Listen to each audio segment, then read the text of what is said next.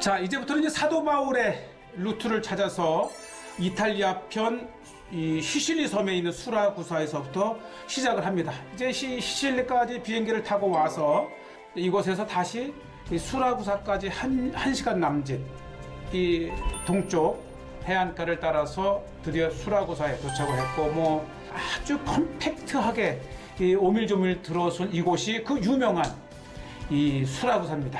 이제 헬라 시대 때는 물론이고 로마 시대 때 이르기까지 바로 이 수라구사가 아프리카 이집트에서 이 로마 이 유럽을 연결하는 백길이 지나가는 이 중개항으로 유명합니다.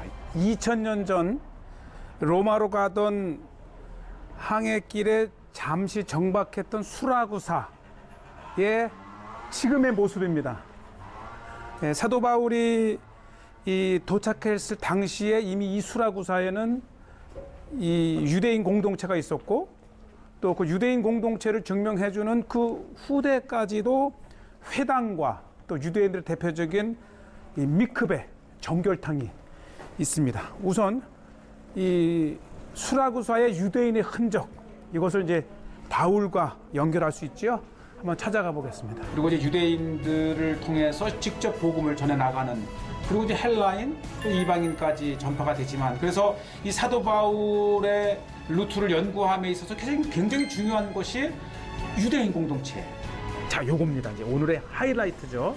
네, 이 수라구사에 유대인 공동체가 있었다고 하는 그 증거가 바로 이 미크베가 바로 이렇게. 자, 이렇게 이제 미크베 이 섬에서도 물이 나요. 그거 중요하지 않습니까? 예, 이 섬인데, 그러니까 시실리아도 섬인데 다시 시실리아에서 또 섬이고, 이 섬에서 짠물이 아니고 물이 나요. 그러니까 이제 사람이 살기 시작했고, 야, 이거 히브리어 보시죠. 이제 고어철에서 어쨌든 이 히브리어에, 그러니까 전 세계에 흩어져 있던 유대인들은 그들이 이 미크베가 지하 한 20m에 있으니까 이 어두운 등잔이죠. 이렇게 그 등불을 다 이제 2000년 밝혀놓고 정결식을 한 거죠. 로마 때까지 거슬러 올라가는 귀중한 유물들을 이렇게 보고 계십니다. 이것은 이제 이스라엘에서 발견되는 것과 같은, 아마 그 유대인들이, 그렇죠, 이스라엘에 쓰던 그것을 또 이 어디를 가든지 간에 그들의 문화를 지키면서 만들었었던 것이고요. 자, 아주 굉장히 중요한 지금 유적을 보고 계신데, 자, 역사적인 사도 바울이 둘렀던 수라구사에 있는 유대인 미크베 정결탕을 내려갑니다. 한국 기독교 방송에 최초로 소개하는 수라구사의 회당터, 또 회당에 딸렸던 미크베. 자, 아니 이렇게 내려왔는데요. 이 첫째는 돌이 단단하고 어떻게 이것을 파서 이게 보시죠. 이제 베리 크림 촬영이 금지되어 있다고 하고, 대신 내가 모르게 찍어라. 그래서 찍는 걸 알면서도 말은 안 했지만 자기 앞에서는 찍지 말라고, 이 아마 한국 교회를 위해서 아마 이 장소를 그래도 보여드려야 되지 않겠습니까? 야, 물이 정말 맑고 또 양이 굉장히 많아요. 예, 그리고 이 공간에 또 이렇게 또 다른 방이 있어요. 이게 이제 두세 개 되더라고요. 이렇게 들어가서 이게 다 보니까 정으로 돌을 파내서 만든 귀중한 역사적인 장소. 그렇기 때문에 지금까지도 이 미크베가 이렇게 남아 있는 것을 볼 수 있고, 물이 깨끗한 물이 고여 있잖아요. 예, 꼭 기도하기 전에 이렇게 물에 들어가서 몸을 정결하게 하고 하나님께 기도를 드렸던, 이것은 지금도 마찬가지입니다. 지금도 이스라엘에서 또 유대인들이 있는 곳곳에는, 한국에도 이제 정결탕이 미크베가 오픈을 했죠. 이렇게 해서 이제 모든 기도할 때에, 특히 이제 명절 안식일 직전에는 대대적으로 이제 정결, 그냥 목욕하는 겁니다. 목욕하는 예식이 이들에게 있다는 것이고요. 이렇게 나오고 이제 저 건너편에 또 있더라고요. 네, 보세요. 물이 얼마나 정말 깨끗해요. 그죠? 바로 마셔도 되는 물.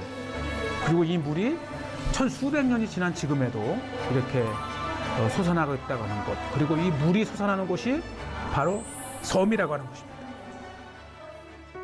자, 이제 기독교의 교회이면서 회당터 위에 세워진 교회. 아, 저기 있네요. 바로 저것이 이 수라구사의 이 중세 때 회당 터 위에 세워진 교회입니다. 바로 이것이 이 수라구사의 중세 때 회당. 그러니까 이 회당이 중세도 있긴 하지만 수라구사의 유대인들의 존재는 사도 바울 그죠 이전까지도 올라갑니다.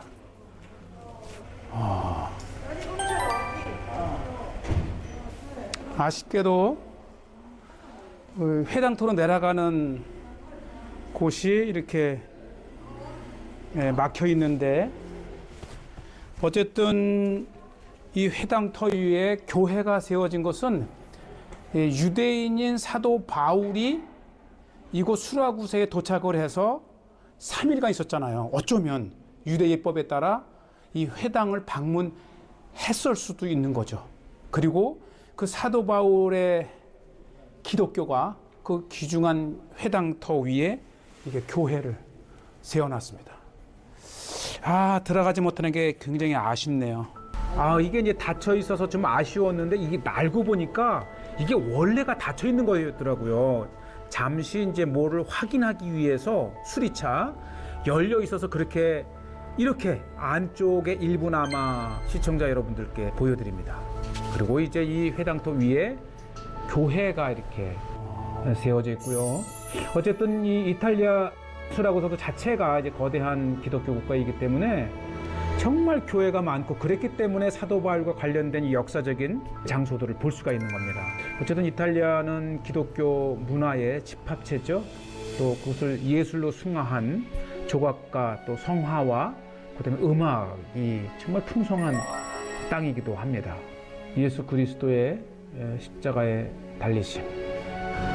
참 이 사도 바울의 루트를 따라가면서 이것 자체가 순례라는 생각이 듭니다.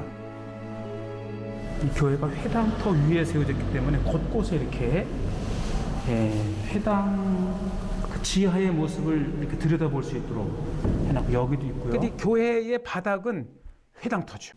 사도행전 28장 11절에 보면 석 달 후에, 이 석 달이라는 것은 멜리데에서 보낸 기간이고요. 우리가 그 섬에서 겨울을 난 알렉산드리아 배를 타고 떠나니 그 배의 머리 장식은 디오스쿠로라. 수라구사에 대고 사흘을 있다가 거기에서 둘러가서 레기온에 이르러. 바로 이 사도 바울의 로마 행에 멜리데 다음 정박했던 수라구사의 회당터 위에 세워진 교회. 자, 그리고 이곳에서 3일간 머물렀던 바울이 다시 배를 타고 이 로마로 가는 여정 중에 또 한 곳 레기온 머뭅니다. 자, 이제 3일간의 이 수라구사에서의 방문을 마치고 드디어 이 사도 바울의 다음 행선지인 레기온으로 갑니다. 수라구사에서 레기온까지는 이제 기차를 이용하는데요. 앞에 보이는 이 지역을 메시나 해협이라고 합니다. 이 메시나 해협은 수라구사를 떠난 이 알렉산드리호 사도 바울을 태운 배는 바로 이 해협을 통과해서 이제 보디올로 갑니다. 그 유명한 이 메시나 해협을 이렇게 정말 사도 바울이 2000년 전 배를 타고 통과했던 해협을 지금 기차를 타고 이 시실리 해안을 타고 올라가고 있습니다. 특히 이탈리아에서 이 시실리아 여행 중에 가장 또 흥미있는 것 중에 하나는 바로 타고 가던 기차를 하나씩 분리해서 페리에 실는 장면, 그리고 한 11km 정도를 건너는 동안에 이 가판에 올라와서 또 메시나의 해협을 감상하는 것도 멋진 여행 중에 하나고요. 그러니까 이 메시나 해협에 가장 가까운 바로 요거를 건너가는 거예요. 요거를 건너가고 이 거대한 페리들이 다 기차를 안으로 놓아서 건너에서 다시 내려주고 또 건너오고. 이야, 기차 전용 페리입니다. 거의 뭐 100m가 돼요, 길이가. 이야. 자, 이제 이렇게 도착을 해서 사도 바울 도착 기념 교회라고 불리는 레기오 두오모 대성당이죠. 자, 이렇게 도착을 하는데요. 수라구사에서 보디올로 가던 바울이 하루 머물다 간 레기온에는 이렇게 레기온 두오모, 레기온 첫 교회가 있습니다. 레기온에서 가장 큰 첫 번째 교회가 바로 역사적인 교회입니다.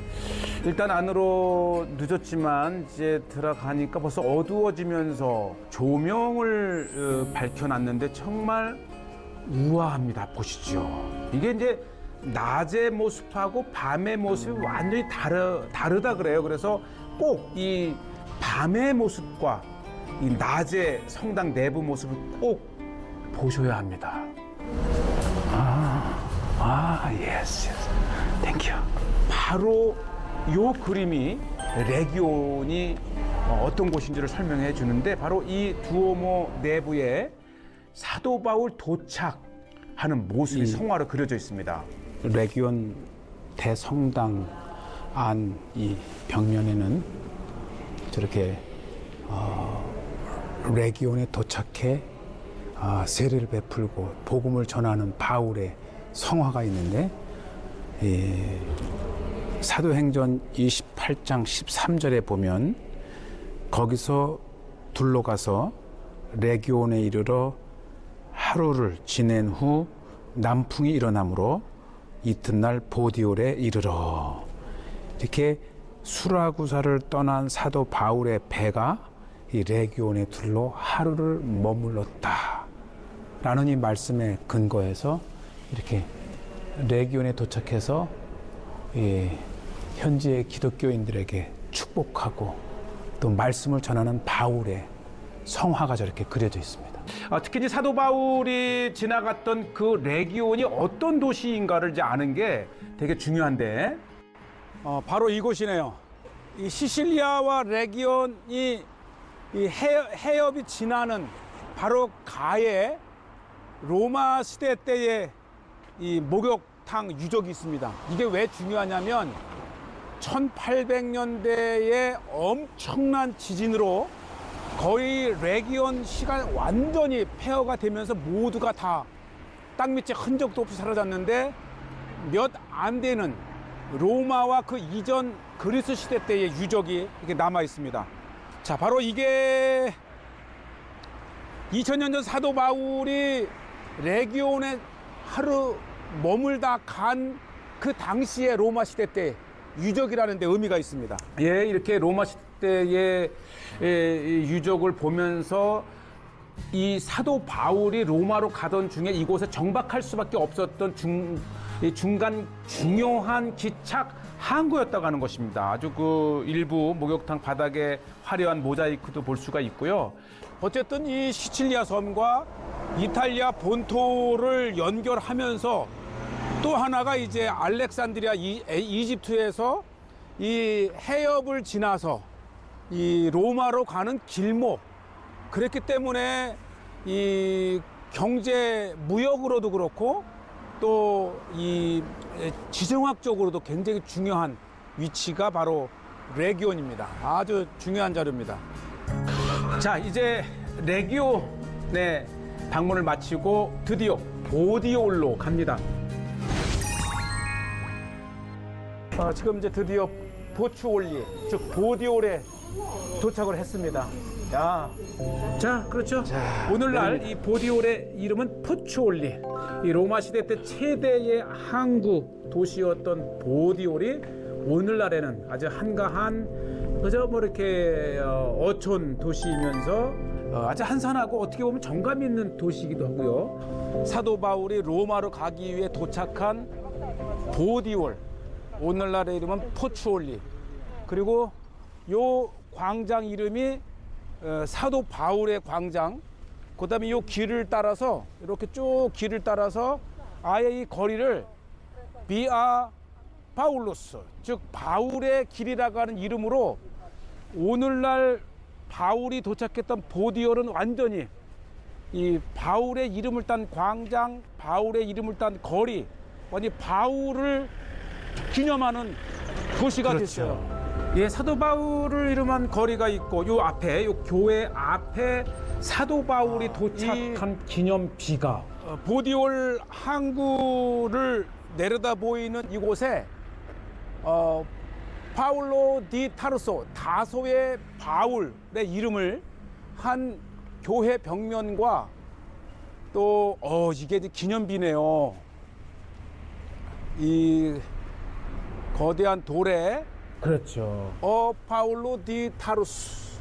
그러니까 2000년 전에 다소의 바울이 이곳에 왔다 가는 거를 표시를 해놨는데 여기 보면 이 사도행전 28장 12일에서 14절까지의 말씀을 이렇게 기록을 했는데 석 달 후에 우리가 그 섬에서 겨울을 난 알렉산드리아 배를 타고 떠나니 그 배의 머리 장식은 디오스쿠로라. 수라구사에 대고 사흘을 있다가 거기서 둘러가서 레기온에 이르러 하루를 지낸 후 남풍이 일어나므로 이튿날 보디올에 이르러. 야, 이 중요한 거는 이 13절이네요. 거기서 둘러가서 레기온에 이르러 하루를 지낸 후 남풍이 일어나므로 이튿날 보디올에 이르러. 이야, 정말 역사적인 현장입니다. 이곳에서 형제들의 청함을 받고 2일을 머물렀던 역사적인 보디올 항구입니다. 그 역사적인 성경 구조를 이렇게 해서 기념한 정말 멋진 기념비적인 곳이 있고요. 그 다음에 이 보디올에 또 하나의 사도 바울 시대에 중요했던 유적지 하나가 있는데요. 이게요, 콜로세움과 그 다음에 이제 이 3대 오늘날 남아있는 가장 큰 규모의 3대 원형극장 중에 하나가 바로 이 보추올리에 있다고 합니다. 정말 웅장한 로마 시대 때의 앰피티어터 원형극장이 그 위용을 드러냈습니다.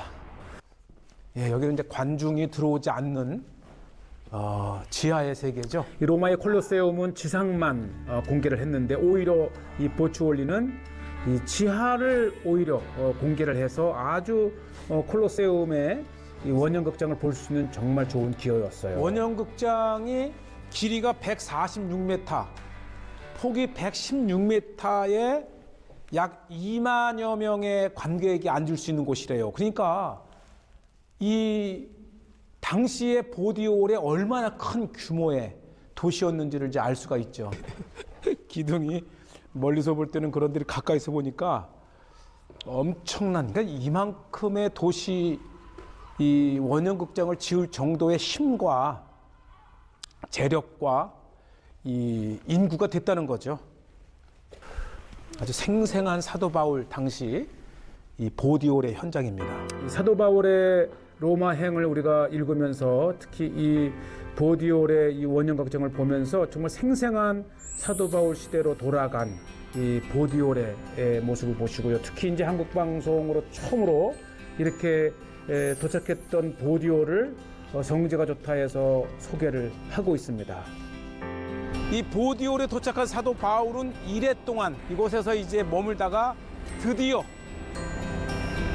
로마로 아피아 가도를 따라 가게 됩니다. 자, 이제 저도 로마로 갑니다. 자, 이제 드디어 로마에 입성을 했고요. 로마에서의 사도 바울의 흔적을 찾아 나섭니다. 이 지구상에 현존하는 최고의 이 건축물이 바로 이 콜로세움. 약 5만여 명의 관중을 수용할 수 있고, 특히 더 중요한 것은 거의 30분 만에 이 스탠드에 꽉 찼다가 빠져나가는데 30분이면 될 정도로 이렇게 삥 둘러서 출구가 있고. 자, 이제 진짜 콜로세움에 한번 들어가 보겠습니다. 들어가자마자 앞으로 가서 눈에 띈 것이 바로 대형 십자가. 역시 기독교화된 로마에서는 이 콜로세움의 옛 그런 경주를 뒤로하고 교회가 세워졌던, 이렇게 상징적으로 거대한 십자가 하나 세워 있는 것만 봐도 이 마음이 울리는 그러한 복음의 또 현장이기도 하고요. 자, 이 천년의 로마 제국의 핵심을 이루었던 포로 로마노, 온갖 이 중앙 관서와 신전과 가장 중요했던 건물들이 들어섰던 옛 로마의 수도 핵심 포로 로마노입니다. 또 마르티눔 사도 바울이 갇혔었다고 하는 감옥까지 있는 그런 곳이죠. 그러니까 이 사도 바울이 갇혀 있었던 이 감옥은 단순한 감옥이 아니고 이 포로 로마노 대로마 제국의 핵심의 가장 중재인이 갇히는 그러한 감옥에 갇혔었던 겁니다.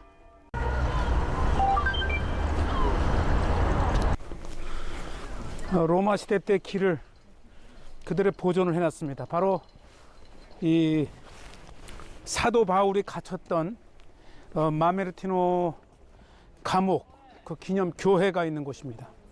사도 바울이 갇혀 있었던 곳이죠. 네, 정말 2000년 전 드디어 그렇게 꿈꾸던, 또 죄수의 몸이었지만 꿈꾸던 이 로마에 도착해서 사도 바울, 바로 이렇게 감옥이 지금 이제 지하로 되어 있고 그 위에 현대의 건물이 들어서 있습니다. 정말 사도 바울이 참수 직전에 갇혔었던 그 감옥을 오늘날 이렇게 올 수 있다는 것, 얼마나 사도 바울의 정말 전도의 정신을 볼 수 있는 곳이죠. 참 이 마메르티움 감옥에 갇혀 있을 때 오히려 이 간수들을 전도해서 세례를 베푸는 사도 바울의 동상입니다. 청동상. 특히 사도 바울이 이렇게 쇠사슬에 묶인 채로 갇혀 있으면서도 복음을 전하고 간수를 회심시켜 세례를 베푸는 사도 바울의 모습. 특히 이 감옥은 이 칼을 상징하는 바울과 열쇠를 상징하는 베드로, 그래서 베드로와 바울이 함께 갇혀 있었던 감옥으로 회심하는 간수들. 네, 사도 바울과 베드로의 흉상이 있는, 조각상이 있는, 그러면서 감옥에 갇혔었다가는 상징적인 철창 안에 이렇게 동상이 있고요. 자, 드디어 감옥으로 내려갑니다. 2000년 전보다 로마가 많이 높아지긴 했지만 이렇게 지하에 이 좁은 감옥에 갇혀서라도 로마로 와서 복음을 전했던 사도 바울의 그 열정, 그리고 사도 바울의 흔적이 남아있는 마메르티움 감옥, 특히 이곳에는 베드로도 갇혔었다고 하는 전승이 있는 감옥입니다. 참 겨울에는 굉장히 춥고 또 습기 찬 이곳 로마 지하 감옥에 갇혔었던 바울을 특히 우리가 이렇게 볼 수 있고요. 얼마나 추웠을까 하는 생각, 그러면서도 그 마음에는 어떻게 해서든지 복음을 전하고자 했던 사도 바울의 그 복음의 열정을 이곳 감옥에서 보게 됩니다. 자, 결국은 사도 바울은 이렇게 갇힌 상태에서 1차 풀려났다가 다시 4차 전도 여행을 떠났다가 다시 돌아와서 2차로 투옥되었고, 그리고 나서 이제 마침내 참수를 당하는 그러한 순교의 현장이 바로 로마입니다. 그리고 사도 바울의 순교 이후에 불과 200~300년 만에 로마는 그 박해하던 기독교를 인정하고 국교가 되었고, 오늘날 이탈리아, 이 로마 땅 이탈리아는 완전히 기독교 국가로 이렇게 되어 있습니다.